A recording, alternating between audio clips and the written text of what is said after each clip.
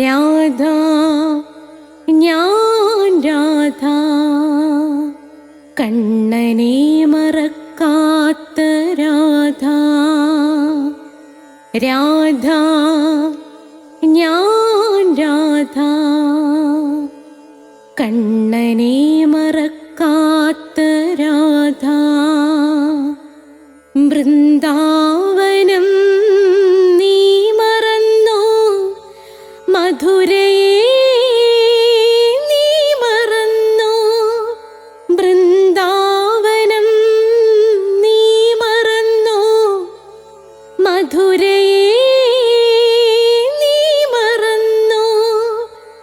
രാധയെ നീ മറന്നോ, കണ്ണാ പൈക്കളെ നീ മറന്നോ. രാധയെ നീ മറന്നോ, കണ്ണാ പൈക്കളെ നീ മറന്നോ. രാധ രാധ രാധ രാധ മറന്നിട്ടും മറക്കാത്ത രാധ. മറന്നിട്ടും മറക്കാത്ത രാധ. രാധേ രാധേ രാധേ രാധേ മറന്നിട്ടും മറക്കാത്ത രാധ. മറന്നിട്ടും മറക്കാത്ത രാധ.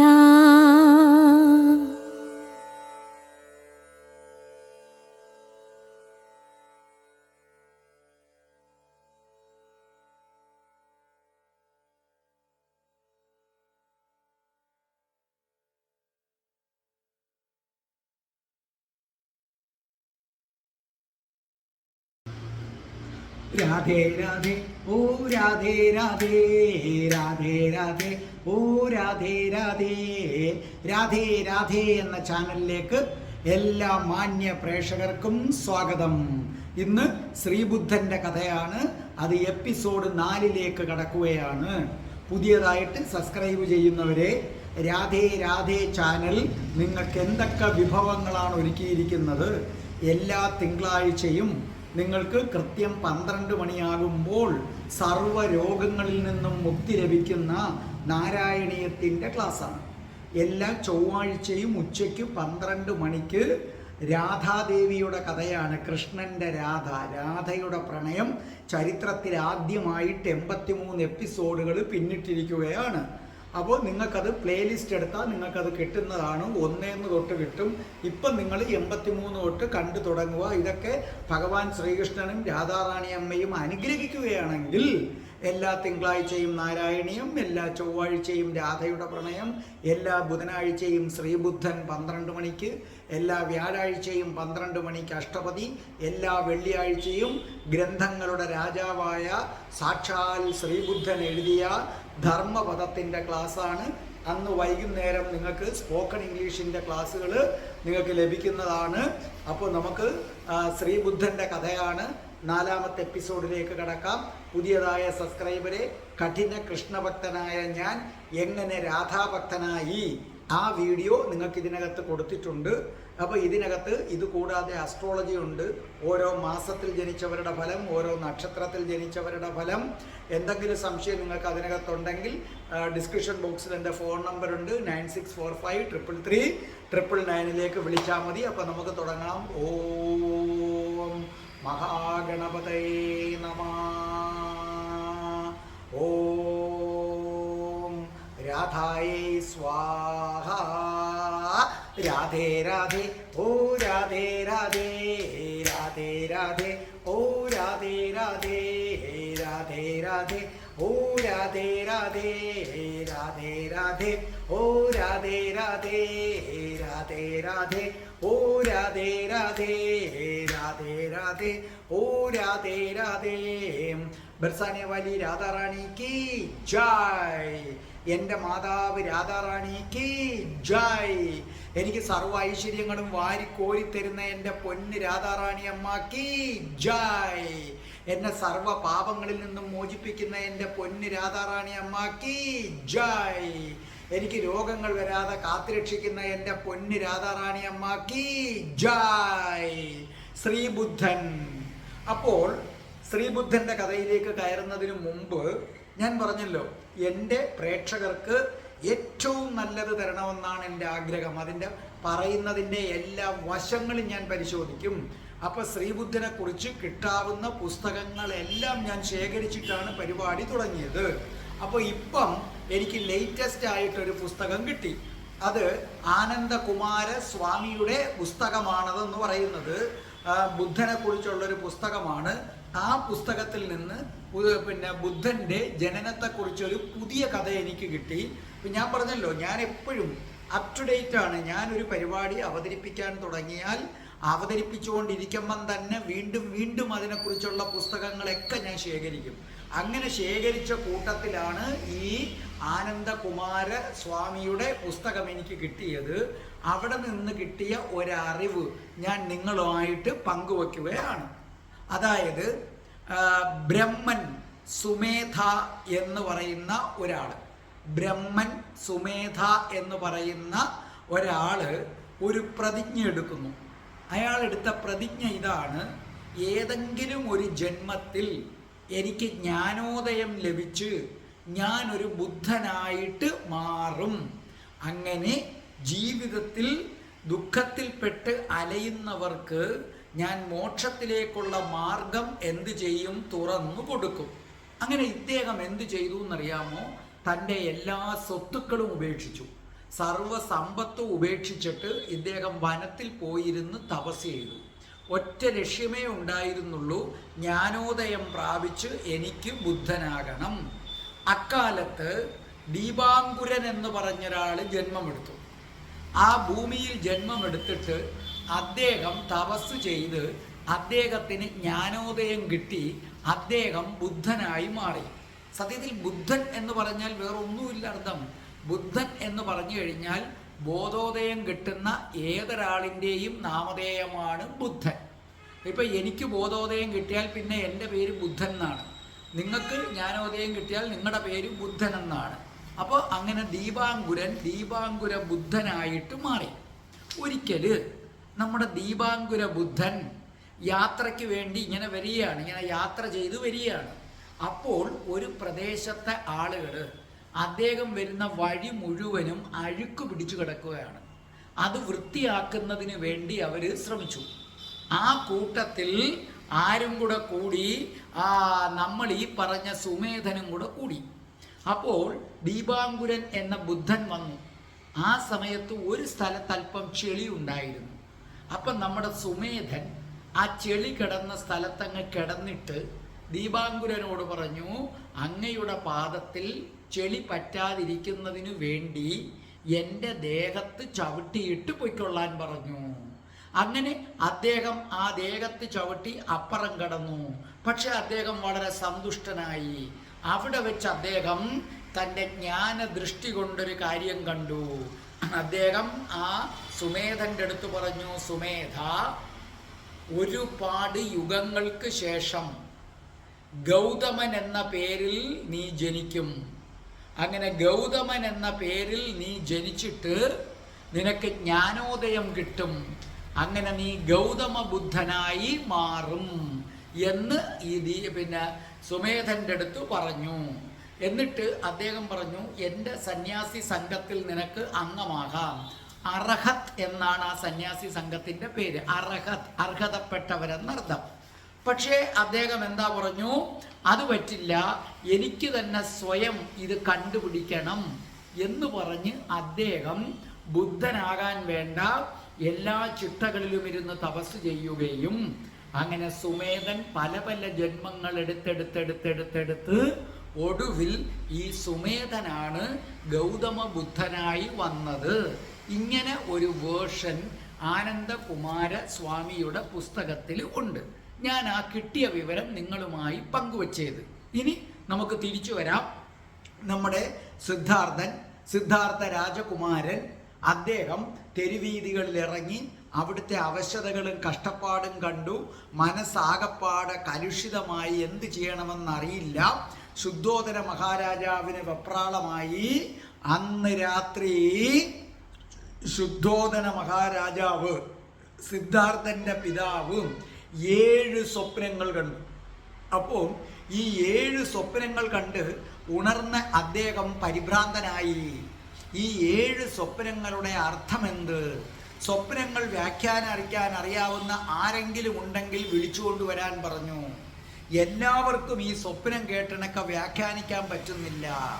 അങ്ങനെ വിഷമിച്ചിരിക്കുന്ന അവസ്ഥ, എന്തു ചെയ്യണമെന്നറിയാൻ വയ്യ.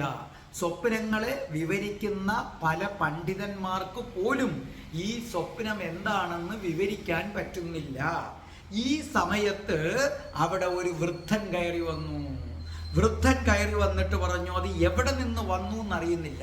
വൃദ്ധൻ പെട്ടെന്ന് കയറി വന്നിട്ട് പറഞ്ഞു, മഹാരാജാവേ, അങ്ങ് 7 സ്വപ്നങ്ങൾ കണ്ടു എന്ന് ഞാൻ അറിഞ്ഞു. ആ സ്വപ്നം ഞാൻ വ്യാഖ്യാനിച്ചു തരാം. എന്താണ് മഹാരാജാവേ അങ്ങ് കണ്ട 1ാമത്തെ സ്വപ്നം? അപ്പൊ ചോദിച്ചു, അങ്ങ് ആരാണ്? അപ്പോൾ പറഞ്ഞു, ഞാൻ ആരോ ആയിക്കൊള്ളട്ടെ, ഞാൻ അങ്ങയുടെ സ്വപ്നം വിവരിച്ചു തരാം എന്ന് പറഞ്ഞു. അപ്പൊ രാജാവിന് അതിശയമായി, പേര് പോലും വെളിപ്പെടുത്തുന്നില്ല. അപ്പൊ രാജാവ് പറഞ്ഞു, ഞാൻ കണ്ട 1ാമത്തെ സ്വപ്നം ഇതാണ്. എൻ്റെ സാമ്രാജ്യത്തിൻ്റെ ചക്രചിഹ്നമുള്ള ഒരു കൊടി. ആ കൊടിയിൽ ഒരു സ്വർണ്ണ സൂര്യൻ. പെട്ടെന്നൊരു കൊടുങ്കാറ്റടിച്ചു. കൊടുങ്കാറ്റടിച്ചപ്പം ആ കൊടി താഴെ വീണ് തുണികളൊക്കെ അങ്ങ് കീറിപ്പോയി. അപ്പോൾ പെട്ടെന്ന് ഒരു കൂട്ടം നിഴലുകൾ വന്ന് ആ കൊടി കിഴക്കോട്ട് കൊണ്ടുപോയി. കിഴക്കേ ചക്രവാളത്തിൽ ആ കൊടി അപ്രത്യക്ഷമായി. അപ്പോൾ അദ്ദേഹം കണ്ട 1ാമത്തെ സ്വപ്നം ഇതാണ്. ചക്രചിഹ്നമുള്ള ഒരു കൊടി, അത് തൻ്റെ സാമ്രാജ്യത്തിൻ്റെയാണ്. അതിൽ ഒരു സ്വർണ്ണ സൂര്യൻ. കൊടുങ്കാറ്റ് വന്ന് കൊടിയടിച്ച് താഴെ ഇട്ടു. എന്നിട്ട് അത് കീറിപ്പോയി. ഒരു കൂട്ടം നിഴൽ വന്നത് കിഴക്കോട്ട് കൊണ്ടുപോയി. അത് കിഴക്കേ ചക്രവാളത്തിൽ അപ്രത്യക്ഷമായി. എന്നിട്ട് രാജാവ് ആ വൃദ്ധനെ നോക്കി. വൃദ്ധൻ പുഞ്ചിരിച്ചുകൊണ്ട് പറഞ്ഞു, നോക്കൂ മഹാരാജാവേ, ഇത് വളരെ നിസ്സാരമാണ്. ചക്രം സൂര്യ തേജസ്സിലാണ് തിളങ്ങിയിരിക്കുന്നത്. അത് ഭാഗ്യലക്ഷണമാണ്. കൊടി താഴെ വീണു. അത് ചുമന്നു മാറ്റിയതും ആ കൊടി ചുമന്നു മാറ്റിയതും ഒരു നിഴല് വന്ന് കൊണ്ടുപോയല്ലോ, അതുവരെയുള്ള അതിൻ്റെ അർത്ഥം ഇതാണ്. അതായത് രാജാവ് കണ്ട സ്വപ്നത്തിലെ കൊടി താഴെ വീഴുകയും ഒരു പറ്റം നിഴലുകൾ വന്ന് അത് കിഴക്കോട്ട് കൊണ്ടുപോവുകയും ചെയ്തു. അതിൻ്റെ അർത്ഥം, രാജാവേ, ഇതുവരെ ഉണ്ടായിരുന്ന മതസിദ്ധാന്തങ്ങൾ കടപുഴകി വീഴും. എന്നിട്ട് പുതിയ ഒരു മതസിദ്ധാന്തം ഇവിടെ ഉണ്ടാകാൻ പോകുന്നു. അതാണ് അതിൻ്റെ അർത്ഥം. രാജാവ് കണ്ട 1ാമത്തെ സ്വപ്നത്തിൻ്റെ അർത്ഥമാണ്. ആ കൊടി ആൾക്കാർ വന്ന് ചുമന്നുകൊണ്ട് പോകുന്നു എന്ന് പറഞ്ഞാൽ അതുവരെ എന്തൊക്കെ മതങ്ങൾ നിലവിലിരുന്നോ ആ മതങ്ങൾ മുഴുവൻ ഇല്ലാതായിട്ട് ഒരു പുതിയ മതം അങ്ങയുടെ മകൻ സ്ഥാപിക്കും. അപ്പോൾ രാജാവിനോട് ചോദിച്ചു, ഇനി 2ാമത്തെ സ്വപ്നം പറയൂ മഹാരാജാവേ. പക്ഷേ മഹാരാജാവിന് വിഷമമായി. കാരണം തൻ്റെ മകൻ ചക്രവർത്തിയാകാനാണ് ആഗ്രഹം. അവനൊരു മതം സ്ഥാപിക്കുന്നതിനോട് ശുദ്ധോദന മഹാരാജാവിന് ഒരു താല്പര്യവുമില്ല. എങ്കിലും അദ്ദേഹം 2ാമത്തെ സ്വപ്നം പറഞ്ഞു. മഹാരാജാവ് പറഞ്ഞു, ഞാൻ 10 ഗജവീരന്മാരെ, ആനകളെ സ്വപ്നത്തിൽ കണ്ടു. എന്തൊരു ഭയങ്കരമായ ആകൃതി! അതിൻ്റെ കൊമ്പൊക്കെ ഇങ്ങനെ വെള്ളി കെട്ടി വെച്ചിരിക്കുകയാണ്. ആനകൾ നടക്കുമ്പം ഭൂമി കുലുങ്ങുന്നത് പോലെ. 10 ആനകളും തെക്കുവശത്തെ വഴിയിൽ കൂടി നിരയായിട്ട് അവർ കാത് കുലുക്കി വാലാട്ടി പോകുന്നു. ഏറ്റവും മുമ്പിലുള്ള ആനയുടെ പുറത്ത് സിദ്ധാർത്ഥൻ ഇരിക്കുന്നതായിട്ട് കണ്ടു. അപ്പോൾ 10 ആന, ഭയങ്കരമായ ഭയങ്കര ആകൃതിയുള്ളവർ, നടക്കുമ്പം ഭൂമി കുലുങ്ങുന്നു, കൊമ്പിനകത്ത് വെള്ളി കെട്ടിയിരിക്കുന്നു, അവർ വാലുമാട്ടി കാതുമൊക്കെ ഇങ്ങനെ കുലുക്കി പോകുന്നു. ഏറ്റവും മുമ്പിൽ പോകുന്ന ആനയുടെ പുറത്ത് ആരിയ്ക്കുന്നു? സിദ്ധാർത്ഥ രാജകുമാരൻ ഇരിക്കുന്നു. എന്താണ് ഈ സ്വപ്നത്തിൻ്റെ അർത്ഥം എന്ന് ചോദിച്ചു. അപ്പോൾ പറഞ്ഞു, മഹാരാജാവേ, 10 ആനകൾ എന്ന് പറയുന്നത് അറിവിൻ്റെ 10 രൂപങ്ങളെ കാണിക്കുന്നു. ആ ആനയാകുന്ന വിജ്ഞാനത്തിൻ്റെ കരുത്തോടെ ആന അറിവിനെയാണ് മഹാരാജാവെ കാണിക്കുന്നത്. അപ്പൊ സ്വപ്നത്തിൽ നിങ്ങൾ എപ്പോഴും ആനയെ സ്വപ്നം കണ്ടാൽ അതിൻ്റെ അർത്ഥം നിങ്ങൾക്ക് അറിവ് ലഭിക്കാൻ പോകുന്നു. പഠിക്കുന്ന വിദ്യാർത്ഥിയാണെങ്കിൽ അവൻ പരീക്ഷയിൽ വിജയിക്കും എന്നാണ് ആനയെ സ്വപ്നം കണ്ടാലുള്ള അർത്ഥമെന്നറിയുക. അപ്പോൾ എന്ത് സംഭവിക്കുന്നു? സിദ്ധാർത്ഥൻ ഈ സാമ്രാജ്യം ഉപേക്ഷിച്ച് സത്യധർമ്മങ്ങളുടെ പ്രചാരണത്തിനായി കാൽനടയായി നടന്ന് തെക്കോട്ട് പോകും. ഈ ഭൂമിയെ അത് കുലുക്കി മറിക്കും എന്നാണ് അർത്ഥം. അപ്പൊ രാജാവ് കണ്ട സ്വപ്നം ഇതാണ്, 10 ആന. ആ 10 ആന എന്ന് പറയുന്നത് അറിവിൻ്റെ 10 രൂപമാണ്. അത് തെക്ക് വശത്തെ വഴിയിൽ കൂടി പോകുന്നു. മുമ്പിലിരിക്കുന്ന ആനയുടെ പുറത്ത് ആരിയ്ക്കുന്നു? സിദ്ധാർത്ഥ രാജകുമാരൻ. അപ്പൊ സിദ്ധാർത്ഥ രാജകുമാരൻ ഈ സാമ്രാജ്യങ്ങളൊക്കെ ഉപേക്ഷിച്ചിട്ട് തൻ്റെ മതത്തിൻ്റെ പ്രചരണത്തിനായി, സത്യധർമ്മങ്ങളുടെ പ്രചരണത്തിനായി കാൽനടയായി പോകുമെന്നാണ് ഈ ആന നടക്കുന്നതിൻ്റെ സൂചന. എന്നിട്ട് ആ മതം, ബുദ്ധമതം, ഈ ഭൂമിയെ കുലുക്കി മറിക്കും. രാജാവിന് പിന്നെയും പ്രയാസമായി. അയ്യോ, ഈ 2 സ്വപ്നത്തിലും അവൻ ചക്രവർത്തിയാകുന്നതൊന്നുമില്ലല്ലോ. അപ്പോൾ അദ്ദേഹം വിചാരിച്ചു, 3ാമത്തെ സ്വപ്നത്തിലെങ്കിലും ഉണ്ടാകും. അപ്പോൾ പറഞ്ഞു, എൻ്റെ 3ാമത്തെ സ്വപ്നം പറയട്ടെ. മനോഹരമായ ഒരു രഥം, അതിൻ്റെ ചക്രം സ്വർണം കൊണ്ട് നിർമ്മിച്ചിരിക്കുന്നു. 4 കുതിരകൾ രഥം വലിച്ചുകൊണ്ട് പോകുന്നു. ഇതിൻ്റെ വായിൽ നിന്ന് നുര വരുന്നു, കണ്ണിൽ നിന്ന് തീപ്പൊരി വരുന്നു. ഈ ഇതിൻ്റെ പുറത്ത് സിദ്ധാർത്ഥൻ ഇരിപ്പുണ്ട് രഥത്തിനകത്ത്. അപ്പം മനോഹരമായ രഥം, സ്വർണ്ണ ചക്രം, 4 കുതിര വലിച്ചു കൊണ്ടുപോകുന്നു. വായിൽ നിന്ന് നൊര, കണ്ണിൽ നിന്ന് തീപ്പൊരി. അതിനകത്ത് ആരിയ്ക്കുന്നു? സിദ്ധാർത്ഥ രാജകുമാരൻ ഇരിക്കുന്നു. എന്താണ് ഇതിൻ്റെ അർത്ഥമെന്ന് ചോദിച്ചു. അപ്പോൾ പറഞ്ഞു, നോക്കൂ, കുതിരകൾ അങ്ങയുടെ മകനെ ഇരുട്ടിൽ നിന്നും വെളിച്ചത്തിലേക്ക് മാറ്റി രക്ഷിക്കുന്ന 4 കുതിരകളാണ്. ഈ 4 കുതിരകൾ ഇരുട്ടെന്ന് പറഞ്ഞാൽ നമ്മളൊക്കെ ഇരുട്ടിലാണ് എന്ന് പറഞ്ഞാൽ അച്ഛൻ, അമ്മ, ഭാര്യ, മക്കള്, ഈ ചിന്തയിൽ മുഴുകി നടക്കുന്നവരെല്ലാം ഇരുട്ടിലാണ്. 4 കുതിരയുടെ കണ്ണിൽ നിന്ന് തീപ്പൊരിയാണ് ചിതറുന്നത് എന്ന് പറഞ്ഞാൽ അത് വെളിച്ചത്തിലേക്ക് കൊണ്ടുപോവുകയാണ്. ഈ 4 കുതിരകൾ 4 ഗുണങ്ങളുടെ കേന്ദ്രമാണ് ഏതെന്ന് പറയുന്നത്, 4 ഗുണങ്ങളെന്ന് പറയുന്നത്. അപ്പം ഇതാണ് അതിൻ്റെ അർത്ഥം. രാജാവ് വീണ്ടും നിരാശനായി. ഇതിനകത്തും എൻ്റെ മകൻ രാജാവാകുന്നതിനെ കുറിച്ചൊന്നുമില്ല. അപ്പോൾ പറഞ്ഞു, മഹാരാജാവേ, 4ാമത്തത് പറഞ്ഞോളൂ. അപ്പം നിങ്ങൾ ആലോചിക്കുക, നിങ്ങൾ എപ്പോൾ ഉറക്കത്തിൽ കുതിരകളെ സ്വപ്നം കണ്ടാൽ നിങ്ങൾക്ക് നല്ലത് വരാൻ പോകുന്നു എന്നാണ് അർത്ഥം. നിങ്ങൾ ഉറങ്ങിക്കിടക്കുന്ന അവസരത്തിൽ കുതിരകളെയാണ് സ്വപ്നം കാണുന്നതെങ്കിൽ നിങ്ങൾ നന്മയിലേക്ക് പോവുകയാണ്, നിങ്ങൾക്കേതോ ഒരു നല്ല കാര്യം കിട്ടാൻ പോകുന്നു എന്നാണ് അർത്ഥം. അതുപോലെ സ്വർണ്ണരഥം സ്വപ്നം കണ്ടാലും നിങ്ങൾക്ക് പുതിയതായിട്ട് എന്തോ കിട്ടാൻ പോകുന്നു എന്നാണ് ഇതിൻ്റെ അർത്ഥം. അങ്ങനെയാണ് സ്വപ്ന വ്യാഖ്യാനം. ഈ 7 സ്വപ്നം കണ്ടു കഴിയുമ്പോൾ നിങ്ങൾ ഉറക്കത്തിൽ കാണുന്ന പല സ്വപ്നങ്ങളും സ്വയം വ്യാഖ്യാനിക്കാൻ പറ്റും. അപ്പോൾ പറഞ്ഞു, ഇനി 4ാമത്തത് ഒരു ചക്രം, അതിൻ്റെ അഴികളിൽ മുഴുവനും രക്തം പതിപ്പിച്ചിരിക്കുന്ന കുടങ്ങൾ, അതിങ്ങനെ പൊന്നുകൊണ്ട് ഉരുക്കി ഉണ്ടാക്കിയത്. അപ്പോൾ ആ ചക്രം ഇങ്ങനെ കറങ്ങിക്കൊണ്ടേയിരിക്കുന്നു. അപ്പോൾ തീ വരുന്നു, ഒരു സുന്ദരമായ പാട്ടും കേൾക്കുന്നു. ആ ചക്രത്തിലെ പട്ടകളിൽ ആർക്കും മനസ്സിലാകാത്ത ഭാഷയിൽ എന്തൊക്കെയോ എഴുതി വച്ചിരിക്കുന്നു. ഇതാണ് രാജാവ് 4ാമത് കണ്ട ചക്രം. ഒരു ചക്രം ഇങ്ങനെ ചുറ്റുന്നു, അതിനകത്ത് രത്നം പതിപ്പിച്ചിരിക്കുന്നു, അല്ലേ? സ്വർണം കൊണ്ട് ഉരുക്കിയാണ് അത് വെച്ചിരിക്കുന്നത്. അപ്പം തീ വരുന്നു, സുന്ദരമായ പാട്ട് കേൾക്കുന്നു, പിന്നെ ചക്രത്തിൻ്റെ ഇങ്ങനെ പട്ട കുറുക്കിന് വെച്ചിരിക്കുന്നതിനകത്ത് ആർക്കും മനസ്സിലാകാത്ത ഭാഷയിൽ എന്തോ എഴുതിയിരിക്കുന്നു. ഇതിൻ്റെ അർത്ഥം എന്താണ്? അപ്പോൾ വൃദ്ധനൊന്ന് പുഞ്ചിരിച്ചിട്ട് പറഞ്ഞു, പൊന്നുരുക്കി ഉണ്ടാക്കിയ ചുറ്റുന്ന ചക്രം, അത് ലോകത്തെ ഏറ്റവും പ്രധാനപ്പെട്ട ധർമ്മചക്രമാണ് മഹാരാജാവേ. ഈ താങ്കളുടെ മകൻ ധർമ്മം പ്രചരിപ്പിക്കാൻ വന്നതാണ്. മറ്റുള്ളവരെ വേദനിപ്പിക്കുന്ന വാക്കുകൾ പറയാതിരിക്കുക, പ്രവർത്തികൾ ചെയ്യാതിരിക്കുക, സകലരോടും കാരുണ്യത്തോടെ പെരുമാറുക, ഇതാണ് ധർമ്മം. ആ ധർമ്മചക്രമാണ് അങ്ങ് കണ്ടത്. ഈ ചക്രം ഇങ്ങനെ ചുറ്റി ചുറ്റി പോവുക എന്ന് പറഞ്ഞാൽ അതിൻ്റെ അർത്ഥം അങ്ങയുടെ മകൻ ഈ ലോകം മുഴുവനും ഇങ്ങനെ ചുറ്റി ധർമ്മം പ്രചരിപ്പിക്കും എന്നാണ് അർത്ഥം. അപ്പോൾ നിങ്ങൾ എപ്പോഴും മനസ്സിലാക്കുക, നിങ്ങൾ ഉറക്കത്തിനകത്ത് ഇങ്ങനെ കാളവണ്ടി ചക്രം, ആ ചക്രം സ്വപ്നം കാണുന്നത് നിങ്ങൾക്ക് എവിടെയെങ്കിലുമൊക്കെ യാത്ര പോകുന്നതിൻ്റെ സൂചനയാണ്. ആ ചക്രങ്ങൾ സ്വപ്നം കണ്ടാൽ അർത്ഥം നിങ്ങൾ എവിടെയെങ്കിലുമൊക്കെ അധികം താമസിയാതെ ഒരു യാത്ര പോകുമെന്നാണ് ഇതിൻ്റെ അർത്ഥം.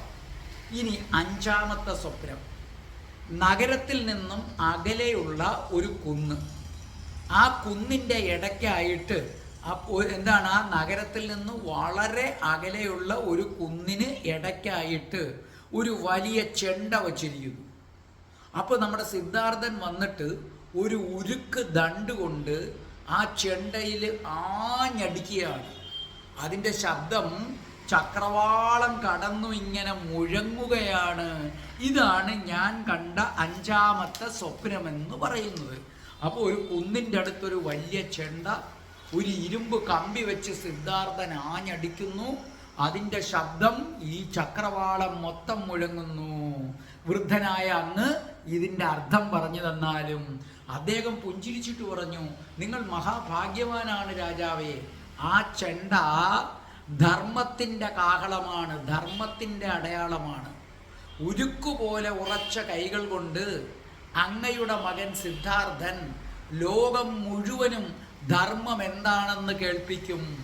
ചെണ്ടയിൽ കൊട്ടുമ്പോൾ അതിൻ്റെ ശബ്ദം എങ്ങും വ്യാപിക്കുന്നത് പോലെ മഹാരാജാവേ, ഈ ധർമ്മം ഈ ലോകം മുഴുവൻ വ്യാപിച്ചിരിക്കും.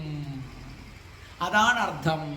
അങ്ങയുടെ മകൻ ഈ ലോകം മുഴുവൻ ധർമ്മം വ്യാപിപ്പിക്കുമെന്ന് പറഞ്ഞു.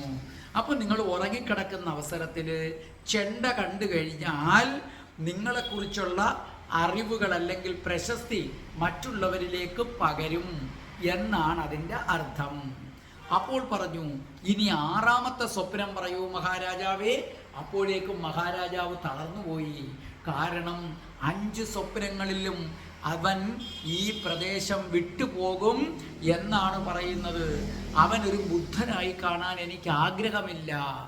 എങ്കിലും 6ാമത്തത് പറഞ്ഞു, ദൂരെ ഒരു മണിമേട, അത് ആകാശം മുട്ടി നിൽക്കുന്നു. മുകളിൽ മേഘകിരീടം കാറ്റിലിങ്ങനെ ആടുന്നു. ആ വലിയ മണിമേടയുടെ മുകളിൽ സിദ്ധാർത്ഥൻ ഇരിക്കുന്നു. എന്നിട്ട് രത്നങ്ങൾ വാരി വാരി താഴോട്ട് എറിയുന്നു. 6ാമത്തെ സ്വപ്നം മനസ്സിലായല്ലോ. ഭയങ്കര ഒരു ഗോപുരം, അതാണ് മണിമോട എന്ന ആകാശം മുട്ടി നിൽക്കുന്ന ഗോപുരം. അതിൻ്റെ മേളി മേഘ കിരീടം. ഈ ഗോപുരത്തിൻ്റെ ഏറ്റവും മേളിൽ സിദ്ധാർത്ഥൻ ഇരുന്നിട്ട് രത്നങ്ങൾ താഴോട്ട് വാരി വാരി എറിയുകയാണ്. അതെടുക്കാൻ ഈ ലോകത്തിലെ സകല ജനങ്ങളും ഓടി വരുന്നു. അവരെല്ലാവരും അത് അവിടുന്ന് വാരി എടുക്കാൻ ശ്രമിക്കുന്നു. എന്താണ് അല്ലയോ പണ്ഡിത ഇതിൻ്റെ അർത്ഥം? അപ്പോൾ വൃദ്ധനൊന്ന് പുഞ്ചിരിച്ചിട്ട് പറഞ്ഞു, ഈ മണിമേട സിദ്ധാർത്ഥൻ സ്ഥാപിക്കുന്ന ബുദ്ധമതത്തിൻ്റെ പ്രതീകമാണ്. സിദ്ധാർത്ഥൻ ഒരു മതം സ്ഥാപിക്കും, അത് ബുദ്ധമതമെന്നറിയപ്പെടും. അത് ആകാശം മുട്ട വളരും. ആ ബുദ്ധമതം ഇവിടമെല്ലാം വ്യാപിക്കും. കുമാരൻ വാരി വാരി എറിയുന്ന രത്നങ്ങളെന്ന് പറയുന്നത് അത് ധർമ്മത്തിൻ്റെ മുത്തുമണികളാണ്. വാരി വാരി രത്നങ്ങൾ എറിയുകയാണ്. അതിലെ ബുദ്ധമതം എപ്പോഴും പറയില്ലേ, ബുദ്ധം ശരണം ഗച്ഛാമി, ധർമ്മം ശരണം ഗച്ഛാമി, സംഘം ശരണം ഗച്ഛാമി. ബുദ്ധമതം ധർമ്മത്തിൽ അധിഷ്ഠിതമാണ്. ധർമ്മം എന്താണെന്ന് ഞാൻ പറഞ്ഞു തന്നിട്ടുണ്ടല്ലോ. സാക്ഷാൽ ശ്രീനാരായണ ഗുരുദേവൻ വരെ പറഞ്ഞിരിക്കുന്നത് ദൈവം എന്നത് ധർമ്മമാണെന്നാണ്. അപ്പൊ ധർമ്മം നല്ല വ്യക്തമായിട്ട് മനസ്സിലായില്ലേ? മറ്റുള്ളവരെ വേദനിപ്പിക്കുന്ന വാക്കുകളോ പ്രവൃത്തികളോ പറയാതിരിക്കുക. നിങ്ങളെ കഠിനമായി ആക്ഷേപിക്കുന്നവനെ പോലും കാരുണ്യത്തോടെ നോക്കുക. അവനെയാണ് ധർമ്മത്തിൽ ജീവിക്കുന്നവൻ എന്ന് പറയുന്നത്. അപ്പോൾ ഇതിൻ്റെ അർത്ഥം ഇത്രയേ ഉള്ളൂ. ഈ മണിമേട സിദ്ധാർത്ഥൻ സ്ഥാപിക്കുന്ന മതമാണ്. അത് ആകാശം മുട്ട വളരും. അവിടെ ഇരുന്നു കൊണ്ട് അദ്ദേഹം ധർമ്മത്തിൻ്റെ മുത്തുമണികൾ വാരിയെറിയും.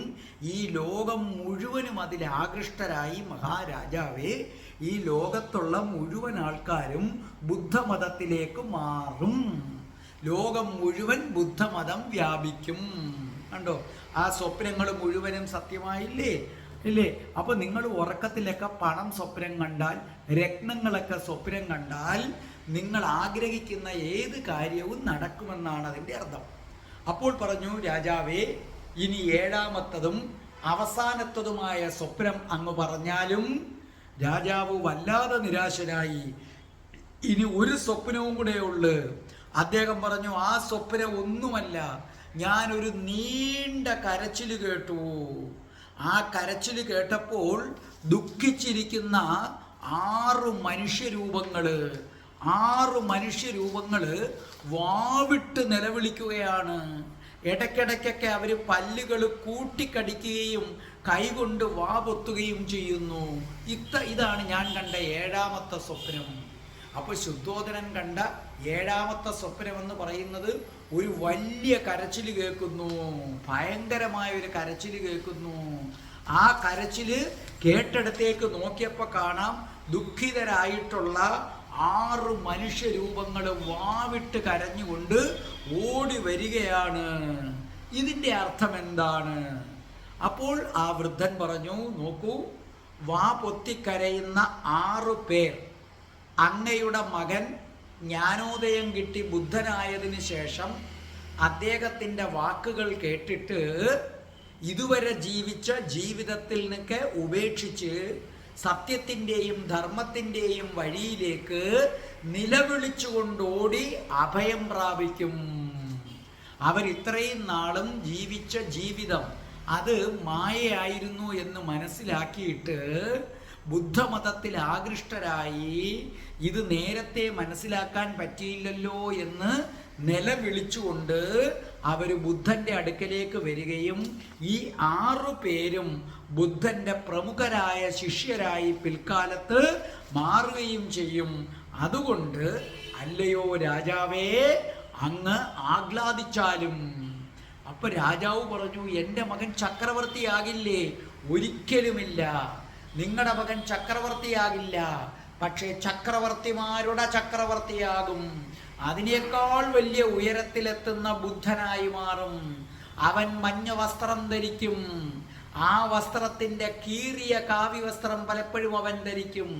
ആ കീറിയ കാവ്യവസ്ത്രങ്ങൾക്ക് മഹാരാജാവേ അങ്ങ് ധരിക്കുന്ന രാജകീയമായ തങ്ക വസ്ത്രത്തെക്കാൾ വിലയുണ്ട്.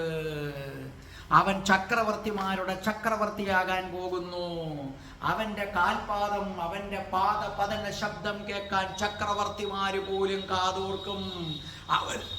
അവൻ നടന്നു വരുമ്പോൾ ചക്രവർത്തിമാര് പോലും ഇരിക്കുന്ന ഇരിപ്പിടത്തിൽ നിന്ന് എഴുന്നേക്കും.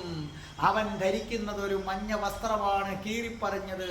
പക്ഷേ രാജാവിൻ്റെ സ്വർണ്ണ വസ്ത്രത്തെക്കാൾ പ്രാധാന്യമുണ്ടായിരിക്കും. ഒന്നുകൂടി കേട്ടുകൊള്ളൂ രാജാവേ, ഇന്നേക്ക് 7-ാം ദിവസം അങ്ങ് 7 സ്വപ്നങ്ങളാണ് കാണുന്നത്. ഇന്നേക്ക് 7-ാം ദിവസം രാത്രി ബുദ്ധൻ ഈ കൊട്ടാരം വിട്ടു പോയിരിക്കും. ശുദ്ധോദനൻ പറഞ്ഞു, എന്ത്? അതെ, കൊട്ടാരം വിട്ടു പോയിരിക്കും. നടക്കില്ല, ഒരു കാരണവശാലും അത് നടക്കില്ല. ഞാൻ എൻ്റെ സർവ്വ കാവൽക്കാരെയും നിയോഗിക്കും. എൻ്റെ മകനെ ഞാൻ അങ്ങനെ വിടില്ല. ആ വൃദ്ധനൊന്ന് പുഞ്ചിരിച്ചു. പുഞ്ചിരിച്ചിട്ട് പറഞ്ഞു, രാജാവേ, ഇന്നേക്ക് 7-ാം ദിവസം അങ്ങയുടെ സൈന്യത്തെ മുഴുവൻ അണിനിരത്തിയാലും, ഈ ദേശത്തുള്ള ജനങ്ങൾ മുഴുവൻ വന്ന് അണിനിരന്നാലും, ഇന്നേക്ക് 7-ാം ദിവസം അർദ്ധരാത്രി സിദ്ധാർത്ഥൻ കൊട്ടാരം വിട്ടിരിക്കും. രാജാവ് പറഞ്ഞു, ഇല്ല, ഒരു കാരണവശാലും ഞാൻ അതിനെ അനുവദിക്കില്ല എന്ന് പറഞ്ഞു. ആ വൃദ്ധയോഗി ശുദ്ധോദനന്റെ കാൽക്കൽ വീണ് നമസ്കരിച്ചിട്ട് പറഞ്ഞു, ബുദ്ധന്റെ പിതാവ് എന്ന നിലയിലാണ് ഞാൻ അങ്ങയെ നമസ്കരിക്കുന്നതെന്ന് പറഞ്ഞിട്ട് ഒന്നും മിണ്ടാതെ ഇറങ്ങി നടന്നു. അപ്പോഴാണ് രാജാവ് ആലോചിച്ചത്, അയ്യോ, ഇത്രയും സ്വപ്നം വ്യാഖ്യാനിച്ച ആ മനുഷ്യന് സമ്മാനങ്ങളൊന്നും കൊടുത്തില്ലല്ലോ. ഉടൻ തന്നെ രാജഭടന്മാരെ വിളിച്ചു വിലയേറിയ സമ്മാനങ്ങൾ, രത്നങ്ങളും മുത്തുകളുമായിട്ട് പുറകിന് ചെന്നു. ആ യോഗിയെ വിളിച്ചതൊക്കെ അദ്ദേഹം അതൊന്നും കേൾക്കുന്നില്ല. ആ യോഗി നടന്ന് നടന്ന് അകലെയുള്ള ഒരു ചന്ദ്രക്ഷേത്രത്തിലേക്ക് കയറിപ്പോയി. ആ കോവിലേക്ക് കയറിപ്പോയ വൃദ്ധയോഗി ആ ബിംബത്തിൽ വിനയം പ്രാപിച്ച് ശൂന്യതയിൽ അപ്രത്യക്ഷമായി. ആ നടന്നു വന്ന യോഗി ചന്ദ്രക്ഷേത്രത്തിൽ കയറി അവിടുത്തെ വിഗ്രഹത്തിൽ ലയിച്ചു ചേർന്ന് അപ്രത്യക്ഷമായി തീർന്നു. ഇദ്ദേഹത്തെ പിന്തുടർന്നു വന്ന ഭൃത്യന്മാർ നോക്കിയപ്പോൾ ആ യോഗി അവിടെ ഇല്ല. മറിച്ച് എന്താണ് കാണുന്നത്? അവരെ പരിഭ്രമത്തോടെ നോക്കുന്ന ഒരു നരച്ച മൂങ്ങ ആ ക്ഷേത്രത്തിന്റെ ഉത്തരക്കൂട്ടിലിരിക്കുന്നത് മാത്രം കണ്ടു. ഇവരെ പരിഭ്രമത്തോടു കൂടി നോക്കുകയാണ് ഒരു മൂങ്ങ. ആ മൂങ്ങ ആരായിരുന്നു? വൃദ്ധയോഗിയായിരുന്നു. അതെ, ഈ സ്വപ്നം വിവരിക്കാൻ വേണ്ടി ദേവലോകത്ത് നിന്ന് ഇറങ്ങി പുറപ്പെട്ട വൃദ്ധയോഗിയായിരുന്നു. രാജാവിന് അങ്കലാപ്പായി. ഇന്നേക്ക് 7-ാം ദിവസം വളരെ നിർണായകമാണ്. എന്തു വന്നാലും ഞാൻ ഒരു ചക്രവർത്തിയാണ്, ഇവൻ ഈ കൊട്ടാരം വിടാൻ ഞാൻ അനുവദിക്കില്ല. പരിഭ്രാന്തനായ രാജാവ് കൊട്ടാരത്തിന്റെ വാതിലിന്റെ ആ ബലങ്ങളെല്ലാം വർദ്ധിപ്പിച്ചു, കാവൽക്കാരുടെ എണ്ണം കൂട്ടി. ഈ സമയത്ത് സിദ്ധാർത്ഥ രാജകുമാരൻ തൻ്റെ പിതാവിൻ്റെ അടുക്കലേക്ക് വന്നു. പിതാവിൻ്റെ അടുക്കലേക്ക് വന്നിട്ട് പറഞ്ഞു, മഹാരാജാവേ, അങ്ങയുടെ അനുവാദമില്ലാതെ ഒളിച്ചൊന്നും ചെയ്യുന്നത് സിദ്ധാർത്ഥന് ഇഷ്ടമല്ല. എനിക്ക് ഈ നഗരം കാണാൻ പോകണം. അന്നത്തെ പോലെ ഞാൻ വരുന്നു എന്ന് പറഞ്ഞിട്ട് അങ്ങ് ആളുകളെയൊക്കെ വൃത്തിയുള്ളവരാക്കി കള്ളത്തരം കാണിക്കരുത്. എനിക്ക് ഈ നഗരം കാണണം. ശുദ്ധോദനൻ പറഞ്ഞു, വേണ്ട മകനെ, നീ ഇപ്പം അങ്ങോട്ടേക്ക് പോകേണ്ട. അപ്പോൾ സിദ്ധാർത്ഥൻ പറഞ്ഞു, നോക്കൂ, എൻ്റെ രാജ്യത്തെ ജനങ്ങൾ എങ്ങനെ ജീവിക്കുന്നു എന്നറിയാതെ ഞാൻ എങ്ങനെയാണ് പിന്നെ രാജ്യം ഭരിക്കുന്നത്? അതുകൊണ്ട് പിതാവേ, അങ്ങെന്നെ തടയരുത്, എനിക്ക് പോയേ പറ്റൂ എന്ന് പറഞ്ഞു. ഒടുവിൽ നിവർത്തിയില്ലാതെ ശുദ്ധോദനൻ പറഞ്ഞു, ആയിക്കോട്ടെ, നീ ലോകം കാണട്ടെ. എന്നിട്ട് സിദ്ധാർത്ഥനെ പറഞ്ഞു വിട്ടിട്ട് ഭടന്മാരെടുത്ത് പറഞ്ഞു, ഇവൻ പോകുമ്പോൾ നിങ്ങൾ കൂടെ പോകണം. അവൻ്റെ മനസ്സിലുണ്ടാകുന്ന മാറ്റങ്ങൾ മുഴുവൻ നിങ്ങൾ എന്നെ അപ്പോഴപ്പോഴറിയിച്ചുകൊണ്ടേയിരിക്കണം. അങ്ങനെ അടുത്ത ദിവസം, നിർണായക ദിവസം, സിദ്ധാർത്ഥൻ ഒരു വ്യാപാരിയുടെ വേഷത്തിലും തൻ്റെ തേരാളി ചന്ദൻ ഒരു ഗുമസ്തൻ്റെ വേഷത്തിലും വ്യാപാരിയുടെ അസിസ്റ്റന്റിന്റെ വേഷത്തിലും അവർ പുറത്തേക്കിറങ്ങി. ഒരു മനുഷ്യരും ഇവരെ തിരിച്ചറിയുന്നില്ല. കാരണം സ്വന്തം വേഷത്തിൽ ചെന്നാൽ ആളുകൾ ബഹുമാനം പ്രകടിപ്പിച്ചു മാറി നിൽക്കും. വേഷപ്രച്ഛന്നനായി ശ്രീബുദ്ധനും ചന്ദനും കൂടെ തെരുവിലേക്കിറങ്ങി. അങ്ങനെ നോക്കിയപ്പോൾ തിരക്കേറിയ തെരുവീതികള്, കാളവണ്ടി, ചുമടെടുക്കുന്നവര്. അപ്പോൾ സിദ്ധാർത്ഥൻ ചോദിച്ചു, ഇവരൊക്കെ ഈ ഇത്രയും വലിയ ഭാരം വലിക്കുന്നത് എന്തിനു വേണ്ടിയാണ് ചന്ദ? ചന്ദൻ പറഞ്ഞു, ഒരു നേരത്തെ ആഹാരത്തിന് വേണ്ടിയാണ് പ്രഭോ. ഇത് ചെയ്താലല്ലേ അവർക്ക് ആഹാരം കിട്ടൂ. കുടത്തിൽ വെള്ളവും എടുത്ത് നടന്നു പോകുന്ന അമ്മമാര്, പാമ്പിനെ പിടിക്കുന്ന പാമ്പാട്ടികള്, ഇന്ന് മാത്രവുമല്ല അവിടെ മുഴുവനും ഉഴുതുമറിക്കുന്ന കർഷകര്, കൊല്ലന്മാര്, കൊല്ലപ്പണിക്കാര് വലിയ ഇരുമ്പ് കൂടമെടുത്ത് അടിക്കുന്നു. സിദ്ധാർത്ഥൻ ഓരോ കാഴ്ചകൾ കണ്ട് കണ്ട് നഗരത്തിന്റെ പ്രവേശന കവാടം കടന്ന് ഗോപുരത്തിന്റെ താഴെ കൂടി അമ്പലമുറ്റത്തെത്തി. അമ്പലമുറ്റത്ത് നിന്നും ഒരാറിന്റെ തീരത്തേക്കെത്തി. ആ സമയത്തൊരു ഞെരക്കം, ആ സമയത്തൊരു ശബ്ദം, അയ്യോ എന്നെ ഒന്ന് താങ്ങിക്കൊള്ളണേ യജമാനന്മാരെ, എന്നെ പിടിച്ചെഴുന്നേൽപ്പിക്കണേ, എനിക്ക് നടക്കാൻ വയ്യായേ, എനിക്ക് എങ്ങനെയെങ്കിലും എൻ്റെ വീടെത്തണേ, ഞാനിപ്പം മരിച്ചു പോകും, ഞാനിപ്പം മരിച്ചു പോകും. സിദ്ധാർത്ഥൻ കാതോർത്തു, ആരാണിത്? ഇത് ആരാണ് ഇങ്ങനെ കിടന്ന് നിലവിളിക്കുന്നത്? ആ നിലവിളിക്കുന്ന സ്ഥലത്തേക്ക് സിദ്ധാർത്ഥൻ പോയി. അവിടെ ചെന്നപ്പോൾ കണ്ടത് ദേഹം മുഴുവനും വ്രണം പഴുത്തളിഞ്ഞിരിക്കുന്നു, ഈച്ചകൾ വന്ന് അതിനകത്തിരിക്കുന്നു. സിദ്ധാർത്ഥന് വല്ലാത്ത കരുണ തോന്നി. അതാണ് ബുദ്ധൻ എന്ന് പറയുന്നത്. നമ്മളൊക്കെ ആണെങ്കിൽ ആ പുഴുത്തളിഞ്ഞിരിക്കുമ്പോൾ ഓടി മാറും. സിദ്ധാർത്ഥന് കരുണ തോന്നി, ഓടിച്ചെന്ന് പിടിച്ചെഴുന്നേൽപ്പിച്ചു. അയാളുടെ ശിരസ്സെടുത്ത് തൻ്റെ മടിയിൽ വെച്ചു, തൻ്റെ മടിയിൽ കിടത്തിയിട്ട് തലോടിയിട്ട് ചോദിച്ചു, എന്താ നിങ്ങൾക്ക് എന്തു പറ്റി? അയാൾ പറഞ്ഞു, എനിക്ക് സഹിക്കാൻ വയ്യ വേദന കൊണ്ട്. അപ്പൊ ചന്ദൻ പറഞ്ഞു, അല്ലയോ സിദ്ധാർത്ഥ, ഈ മനുഷ്യൻ മരിക്കാറായി, അസഹ്യമായ വേദന കൊണ്ട് മരിക്കും. അപ്പൊ ബുദ്ധൻ ചോദിച്ചു, മരിക്കുക എന്ന് പറഞ്ഞാൽ ഈ ദേഹത്ത് നിന്ന് ആത്മാവ് വിട്ടുപോകും, അങ്ങ് പിടിവിടൂ, ഇവന് കുഷ്ഠരോഗമാണ്, കടുത്ത കുഷ്ഠരോഗിയാണ്, ഇത് അങ്ങേക്കും പിടിക്കും. അപ്പൊ ബുദ്ധൻ പറഞ്ഞു, അത് സാരമില്ല എന്ന് പറഞ്ഞ് അയാളെ തലോടാൻ തുടങ്ങി. ആ സമയത്ത് ഒരു നിലവിളി കേട്ട് നോക്കിയപ്പോൾ ശവം കൊണ്ടുവരികയാണ്. മുമ്പിൽ ഒരാൾ കുടത്തിൽ കനലുകൾ വെച്ച് ഇങ്ങനെ ആട്ടിക്കൊണ്ടുവരുന്നു. രാമ രാമ ഹരേ ഹരേ എന്നിങ്ങനെ വിളിച്ചു കൊണ്ടുവരികയാണ്. ശ്രീബുദ്ധൻ സിദ്ധാർത്ഥൻ ഇരിക്കുന്നതിൻ്റെ തൊട്ടു മുന്നിൽ ആ ശവം കൊണ്ടുവന്ന് വെച്ചു. അതിൻ്റെ പുറത്ത് വിറകുകൾ അടുക്കി വെച്ചു. എന്നിട്ട് ആ വിറക് കത്തിച്ചു. ആ കൊണ്ടുവന്ന ശവം ഭസ്മമായി തീരുന്നത് നോക്കിയിരുന്നു. അപ്പോൾ ചോദിച്ചു, ചന്ദ, എല്ലാവരുടെയും അവസാനം ഇങ്ങനെയാണോ? അപ്പൊ ചന്ദൻ പറഞ്ഞു, അതേ രാജകുമാര. ചന്ദ, ഒരു ദിവസം എൻ്റെ ശരീരത്തു നിന്നും ആത്മാവ് പോകുമോ ചന്ദ? പോകും രാജകുമാര. അങ്ങനെയാണെങ്കിൽ എന്നെയും ഇതുപോലെ വെച്ച് വിറക് വെച്ച് കത്തിക്കുമോ? തീർച്ചയായിട്ടും. ഇവർ പാവങ്ങളായതുകൊണ്ട് സാധാരണ വിറക്, അങ്ങ് രാജകുമാരനായതുകൊണ്ട് ചന്ദനമുട്ടികൾ വെച്ച് കത്തിക്കും. അപ്പൊ ഞാനും ഒരു പിടി ഭസ്മമാകുമില്ലേ? നിശ്ചയമായും രാജകുമാര. സിദ്ധാർത്ഥൻ പറഞ്ഞു, കൊട്ടാരത്തിലേക്ക് തിരിച്ചു പോകൂ. കൊട്ടാരത്തിലേക്ക് തിരിച്ചുപോയ സിദ്ധാർത്ഥൻ വല്ലാത്ത മൂകനായിരുന്നു. സിദ്ധാർത്ഥന്റെ മനസ്സിൽ എന്തൊക്കെയാണ് ഞാൻ കണ്ടത്? സുന്ദരമായ ദേഹം, ഏത് നിമിഷവും രോഗം വന്ന് പഴുത്തളിയാൻ പറ്റും. പിന്നീടുള്ള ദിവസങ്ങളൊക്കെ സിദ്ധാർത്ഥൻ മൂകനായിരുന്നു. യശോദ പോലും സംഭ്രമിച്ചു പോയി. ദിവസങ്ങൾ ഒന്നൊന്നായി കടന്നുപോയി.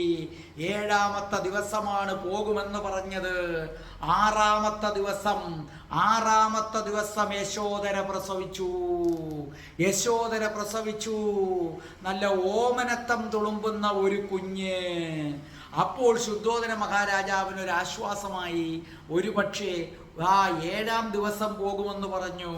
അവനൊരു കുഞ്ഞ് ജനിച്ച് ഒരു ദിവസം മാത്രമായ കുഞ്ഞിനെ ഉപേക്ഷിച്ചിട്ട് ബുദ്ധന് പോകാൻ കഴിയുമോ? ഒരിക്കലുമില്ല. എങ്കിലും നമ്മൾ വളരെ സൂക്ഷിക്കണം. അങ്ങനെ എന്തുണ്ടായി? 7ാമത്തെ ദിവസം എത്തിയപ്പോൾ ശുദ്ധോദന മഹാരാജാവ് കൊട്ടാരത്തിന്റെ സകല വാതിലുകളിലും വീണ്ടും 500 ശാക്യഭടന്മാരെ ഓരോ കവാടത്തിലും അധികം നിർത്തി. അതുകൂടാതെ ശ്രീബുദ്ധന്റെ വളർത്തമ്മയായ ഗൗതമിയും പ്രത്യേകം കാവൽക്കാരെ വെച്ചു. 7ാമത്തെ ദിവസം എടുത്തു. 7ാമത്തെ ദിവസം പിറന്നു വീണു.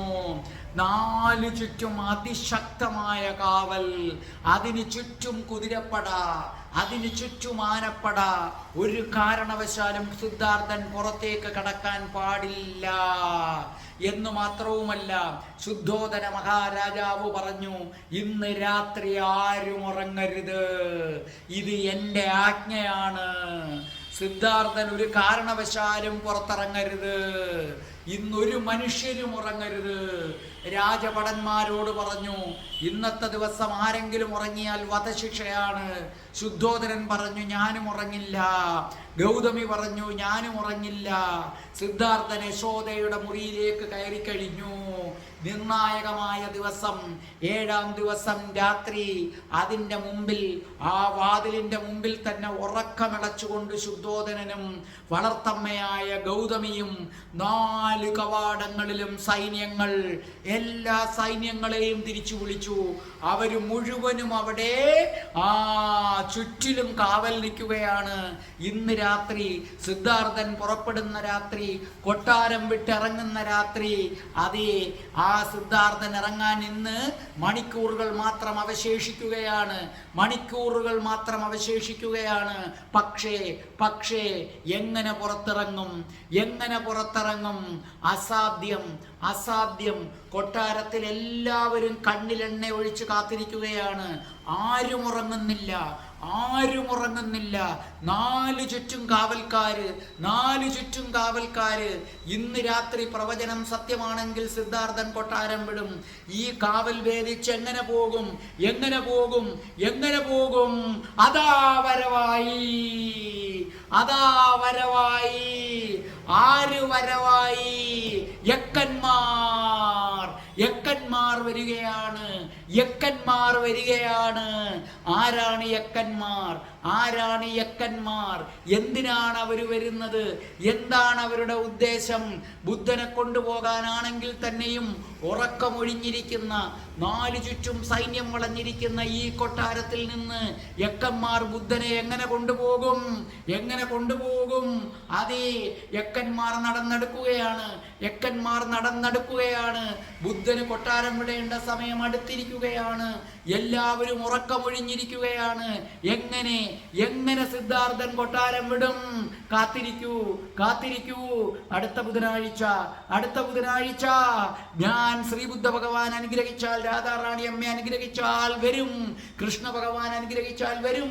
രാധേ രാധേ, ഓ രാധേ രാധേ, രാധേ രാധേ, ഓ രാധേ രാധേ, രാധേ രാധേ, ഓ രാധേ രാധേ, രാധേ രാധേ, ഓ രാധേ രാധേ, രാധേ രാധേ, ഓ രാധേ രാധേ, രാധേ രാധേ, ഓ രാധേ രാധേ. ഓം ശ്രീം ഹ്രീം ക്ലീം ഐം രാം രാസേശ്വരി രാധികായേ സ്വാഹ. ഓം മടിപത്മേ ഹും